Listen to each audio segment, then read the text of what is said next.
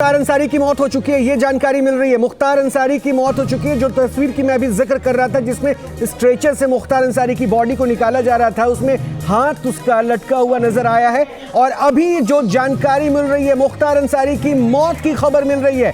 मुख्तार अंसारी की मौत हो चुकी है। बांदा में जेल परिसर में अनकॉन्शियस पाया गया था, बेहोशी की अवस्था में पाया गया था, जिसके बाद यह बताया गया कि सीधे वहां से बांदा जेल से उसे अस्पताल ले जाया गया, जहां पे बहुत क्रिटिकल कंडीशन बताई जा रही थी। संजय, बिल्कुल ये तस्वीरें जो आपने सही कही कि बिल्कुल हाथ लटकता हुआ दिखाई दे रहा है, तभी ये संकेत इस बात के मिल गए थे। लेकिन अब ये कंफर्म हो चुका है कि मुख्तार अंसारी की मौत हो चुकी है। ये तस्वीर वही की है जो जब अस्पताल ले जाया जा रहा था। तस्वीर आप देख सकते हैं, स्ट्रेचर पर एक हाथ लटका हुआ दिखाई दे रहा, और ये अब पुष्टि कर दी गई है कि मुख्तार अंसारी की मौत हो चुकी है।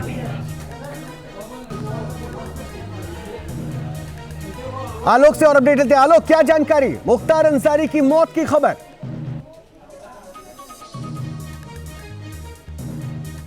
देखिए, इस बात का इशारा मैं बार बार कर रहा था, लेकिन कहने में झिझकना इसलिए पड़ रहा है क्योंकि सरकारी तौर पर नहीं आ रहा है। बाकी ये शुरुआत में ही ये बात को लगभग कंफर्म था कि मैसिव हार्ट अटैक था, और हॉस्पिटल जब वो पहुंचा है तो वहां के बाद रिकवर नहीं हुआ है। ये पहले से ही कहीं ना कहीं डर था, जिसकी वजह से इस बात को लेकर के सबसे पहले ये स्थिति तय कर दी गई। पुलिस बल लगा दिया गया मेडिकल कॉलेज में बांदा के। उसके बाद जब उन्होंने स्थिति को ठीक है, अविनाश से भी एक अपडेट ले लेते हैं। अविनाश, क्या जानकारी, मुख्तार अंसारी की मौत की खबर मिल रही है? बिल्कुल, देखिए अभी जेल प्रशासन या फिर प्रशासन की तरफ से ऑफिशियली कोई जानकारी तो नहीं दी गई है, लेकिन सूत्रों के हवाले से ऐसी जानकारी सामने आ रही है कि हार्ट अटैक से मौत की खबर है और डॉक्टरों ने मुख्तार अंसारी को मृत घोषित कर दिया है। देखिए, चूंकि पहले से ही ये संभावित था कि स्थिति काफी क्रिटिकल थी। जब एडमिट कराया गया था तब मुख्तार अंसारी बेहोशी की हालत में था, और जब इलाज चल रहा था तब भी मुख्तार अंसारी होश में नहीं आ पाया था, और देखा जाए तो कई घंटे का वक्त गुजर चुका था। वैसे में अभी सूत्रों के हवाले से जो जानकारी सामने आ रही है उसके मुताबिक हार्ट अटैक से मुख्तार अंसारी की मौत हुई है। और क्योंकि देखिए, इससे पहले भी अगर हम 36 घंटे पहले की बात करें तो 36 घंटे पहले ही मुख्तार अंसारी को हॉस्पिटल से डिस्चार्ज किया गया था। उसके बाद मुख्तार को बांदा जेल में शिफ्ट किया गया था, लेकिन आज अचानक से जब तबीयत खराब हुई, और देखिए एक महत्वपूर्ण बात यह है कि जब आज मुख्तार अंसारी को एडमिट कराया गया था, जानकारी आ रही है कि उससे कुछ ही समय पहले डॉक्टरों की एक टीम ने चेकअप किया था, और उस वक्त भी मुख्तार अंसारी की स्थिति थोड़ी सी नाजुक बताई गई थी। तब डॉक्टरों ने ही ये सजेस्ट किया कि मुख्तार से एडमिट कराने की जरूरत है। उसके बाद मुख्तार अंसारी को मेडिकल कॉलेज लाया गया, जहां पर डॉक्टरों की निगरानी में मुख्तार अंसारी को रखा गया था। लेकिन अब ऐसी जानकारी सामने आ रही है कि संभवतः मुख्तार अंसारी की मौत हो चुकी है। जी रोहित, थोड़ा इंतजार करना होगा क्योंकि मेडिकल बुलेटिन थोड़ी देर में जारी होना है, जिसमें शायद इस बारे में और ऑफिशियल कंफर्मेशन हो। लेकिन ये बताया जा रहा है मौत की वजह हार्ट अटैक है। इससे जुड़ा कोई अपडेट है क्या आलोक आपके पास? देखिए, शुरुआत में ही इस बात का अंदाजा लग चुका था कि जिस तरीके से ये बेहोश मिला था, आमतौर पे बेहोशी का, जिसे हम सब लोग बड़े सामान्य रूप से भी समझ सकते हैं कि बेहोश होना तभी होता है जब कोई मैसिव हो, और आज के समय में हार्ट अटैक सबसे बड़ा सामने वजह निकल के आया है, जब पूरी की पूरी बॉडी अगर कहा जाए बेहोश हो जाता है और फिर वो होश में नहीं आता है। यही स्थिति मुख्तार के साथ भी देखने को मिली थी, और इसी स्थिति को देखते हुए बांदा मेडिकल कॉलेज में ले तो जरूर गए, लेकिन अंदर कहीं कोई ऐसी खबर नहीं लगी कि वापस मुख्तार की तबीयत ठीक हो पाए। और संभवतः आमतौर पर ये बड़ी घटनाओं में देखा जाता है, बड़े माफियाओं में या बड़े ऐसे कोई नाम होते हैं जिनको लेकर के इस तरह की घटनाएं होती हैं, तो सबसे पहले बाहर की व्यवस्था ठीक की जाती है।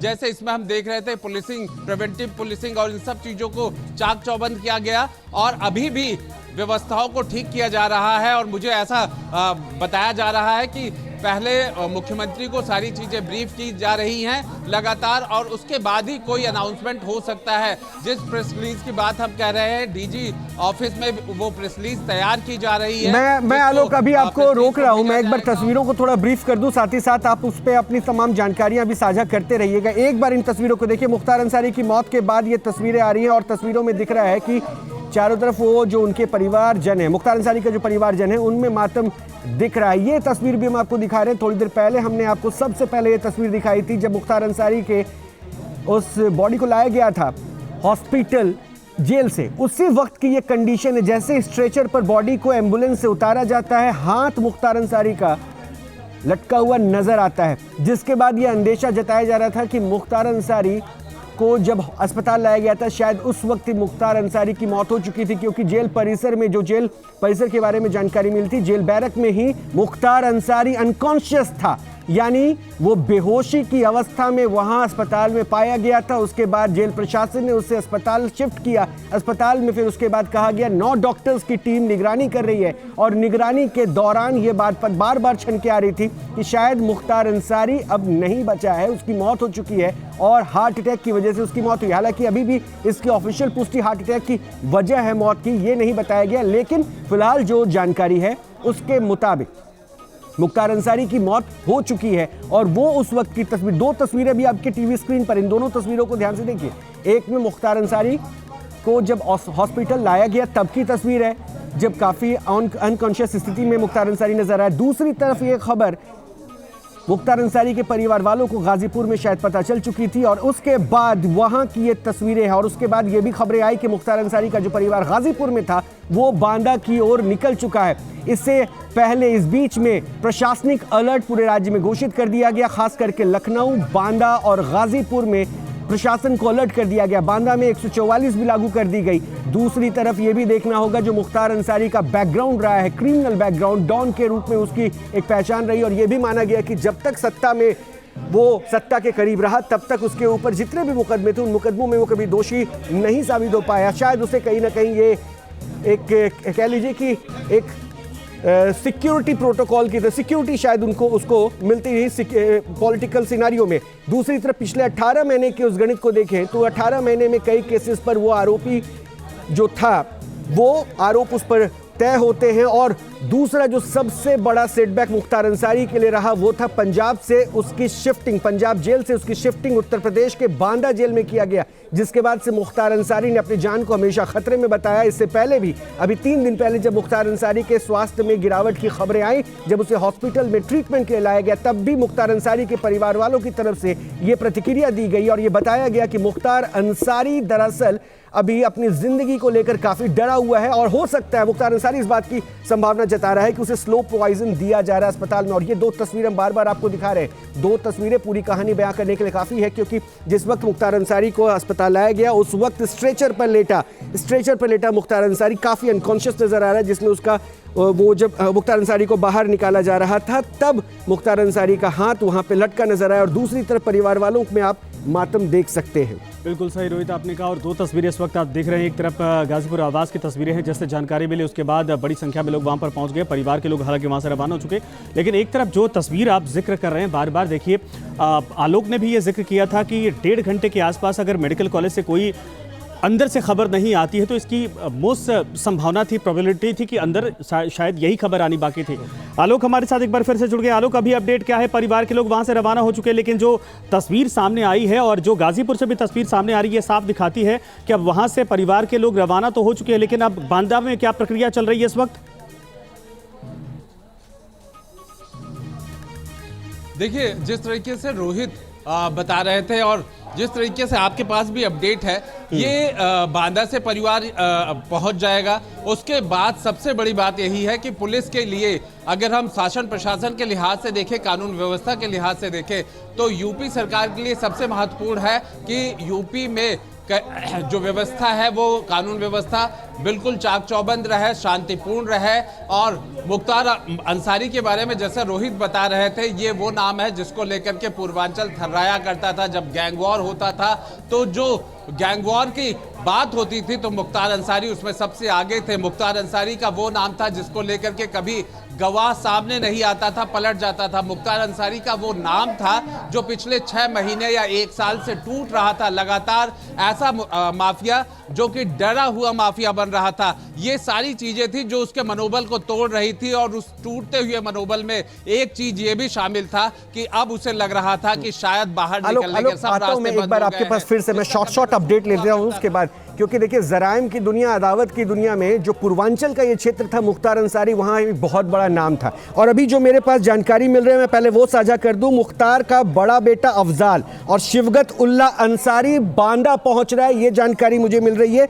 ये भी जानकारी मिल रही है कि मुख्तार का परिवार जब बांदा पहुंचेगा तो वीडियो कैमरे में ही मुख्तार का पोस्टमार्टम किया जाएगा। पोस्टमार्टम के बाद मुख्तार की बॉडी को उसके परिवार वालों को हैंडओवर किया जाएगा और मुख्तार को गाजीपुर में सुपुर्दे खाक किया जाएगा। ये 4 बड़ी बातें अभी जो मुझ तक पहुंच रही है। मैं एक बार अविनाश से इस पे और अपडेट लेता हूं। अविनाश, इससे जुड़ी क्या जानकारी?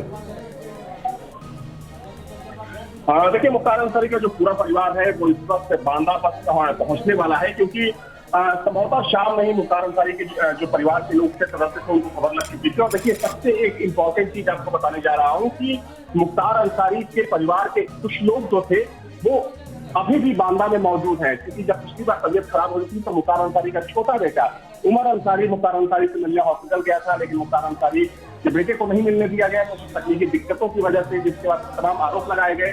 तो मुख्तार अंसारी के परिवार में कुछ सदस्य इस वक्त भी बांदा में मौजूद है, वो हॉस्पिटल के अंदर मौजूद है, कुछ लोग हॉस्पिटल के बाहर मौजूद है, जो सारी जानकारी अपने परिवार के दूसरे सदस्यों के साथ साझा कर रहे हैं। और गाजीपुर में मुख्तार अंसारी का पूरा परिवार है वो इस वक्त गाजीपुर से बांदा के लिए रवाना हो चुका है। संभवतः 1 से 2 घंटे में मुख्तार अंसारी का जो पूरा परिवार है वो बांदा पहुंच जाएगा, जिसमें अगर हम अफजाल अंसारी की बात करें, सुबतुल्ला अंसारी की बात करें, उमर अंसारी की बात करें, या फिर सुबतुल्ला के जो बेटे हैं मन्नू अंसारी जो विधायक भी है वहां से गाजीपुर से, इनकी बात करें, तो ये जो पूरा कुनबा है, जो पूरा परिवार है वो गाजीपुर। अविनाश, लेकिन बड़ी खबर इसी बीच आ रही है, चूंकि पूर्वांचल में दबदबा किस वक्त में इसका था, पूरे पूर्वांचल में इस वक्त अलर्ट जारी कर दिया गया है।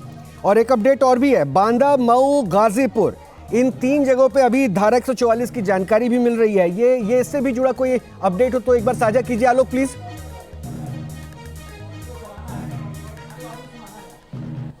बिल्कुल, देखिए जो जानकारी मिल रही है, क्योंकि लगातार हम एक पल की अपडेट आपको दे रहे हैं, लगातार पुलिस इस पूरे निगाह पे है। आलोक मैं आपको रोक रहा हूँ। एक ऑडियो क्लिप अभी हमारे पास पहुंचा है, एक बार हम वो सुनाना चाहते हैं। अस्पताल के बाहर का ये बताया जा रहा है, एक बार इसको सुन लेते हैं, वापस मैं आता हूँ आपके पास।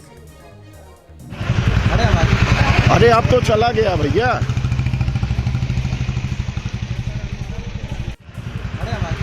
अरे अब तो चला गया भैया।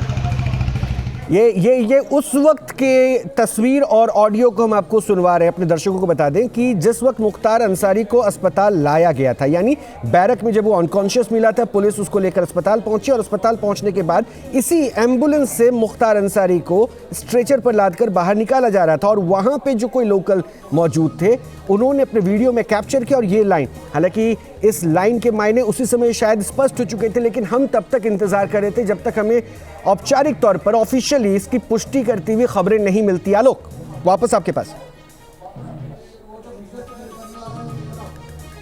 बिल्कुल रोहित, देखिए ये इस तरह की जानकारियां शुरुआत में ही आ गई थी। मुझे ध्यान है 9:13 के आसपास इस बात की जानकारी आ गई थी, लेकिन कई बार एक जिम्मेदार चैनल होने के नाते हम इन सब चीज़ों को कम से कम आधिकारिक रूप से नहीं कह सकते। हम अपनी बातों में, अपने लफ्ज़ों में जरूर कह रहे थे कि मुख्तार की हालत लगातार गंभीर है, उसके जिस तरह से जिस स्थिति में मेडिकल कॉलेज लाया गया है बेहद गंभीर है, और उस गंभीरता को लेकर के हम आसपास की जो स्थितियां हो रही थी उन्हें लगातार बता रहे थे। फोर्स के बढ़ने के साथ ही ये बात बिल्कुल साफ हो रही थी कि मुख्तार की स्थिति ठीक नहीं है। वहां पे पुलिस फोर्स को बढ़ाया गया है और गाजीपुर या पूर्वांचल का वो हिस्सा, खासतौर पे जहां पे गैंग वॉर का एक जमाना हुआ करता था मुख्तार के नाम पर, उसके डर के नाम पर वहां पर थर्राता पूर्वांचल, ऐसी सब जगहों पर स्थितियों को वहां पर पुलिस फोर्स तैनात कर दी गई है, वहां पर पुलिस को अलर्ट कर दिया गया है। और सबसे बड़ी बात है रोहित कि चुनाव का समय है, इलेक्शन के प्रोसेस में उत्तर प्रदेश है, और ऐसे में लॉ एंड ऑर्डर को बनाए रखना, उसे मजबूत रखना, ये यूपी सरकार के लिए एक बड़ा चैलेंज होगा, क्योंकि मुख्तार कोई छोटा मोटा नाम नहीं है। और मुझे लगता है कि इसमें एक लाइन और जोड़ना चाहिए कि कल जुम्मे का दिन भी है, कल जुम्मे का दिन भी है, और जो जानकारी मिल रही है मुख्तार के घर के बाहर काफी ज्यादा भीड़ बढ़ती भी जा रही है।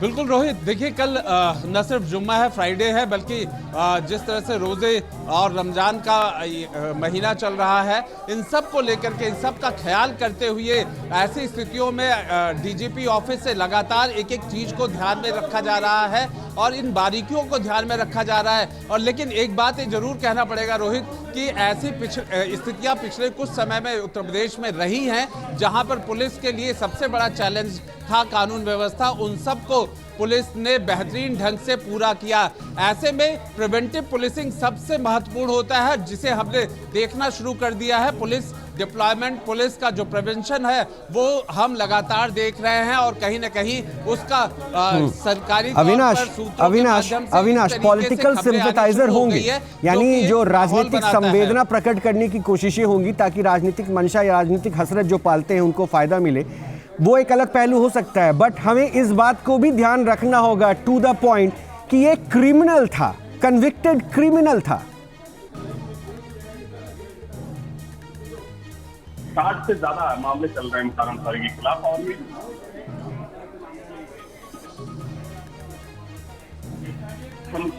और जो बड़े अपराध की जो अपराध होती हैं उन धाराओं में मुख्तार अंसारी के खिलाफ मामले दर्ज हैं। और देखिए महत्वपूर्ण बात ये भी है कि पिछले 18 महीनों में रोहित 8 ऐसे मामले रहे हैं जिन 8 मामलों में मुख्तार अंसारी को न सिर्फ कड़ी सजा का प्रावधान किया गया बल्कि लाखों रुपए जुर्माने लगाए गए।